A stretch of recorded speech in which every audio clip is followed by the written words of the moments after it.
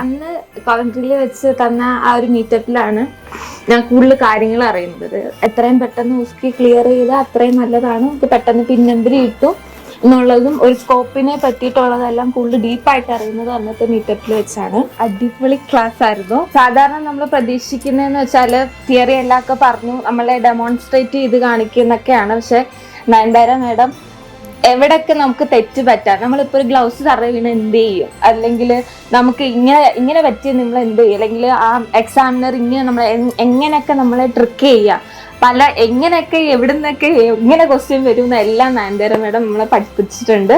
നല്ല super class ആയിരുന്നു.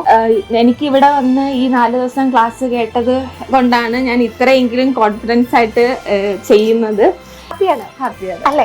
Face to face ഇല്ലാണ്ട് ഓൺലൈൻ മാത്രം മോസ്ക് എഴുതാൻ പറ്റുമോ? പറ്റത്തില്ല, ഒരിക്കലും പറ്റത്തില്ല, ഉറപ്പാണ്. കാരണം നമുക്ക് ആർട്ടിക്കിൾസ് ഒന്നും പരിചയമില്ല. എല്ലാം ഓൺലൈൻ ക്ലാസ് ആകുമ്പോഴത്തേക്കിനും ഓൺലി തിയറി മാത്രമേ നമുക്ക് അറിയത്തുള്ളൂ. നമുക്ക് ഇരുന്ന് ചിലപ്പോൾ എല്ലാ പ്രൊസീജിയറും ഒറ്റ ശ്വാസത്തിൽ പറയാൻ പറ്റും. പക്ഷെ ഒരിടത്ത് നിന്ന് എല്ലാ ആർട്ടിക്കിൾസും എടുത്ത് അന്നേരം നമ്മൾ ചിലപ്പം പെട്ടെന്ന് ബ്ലാങ്ക് ആയി പോവും.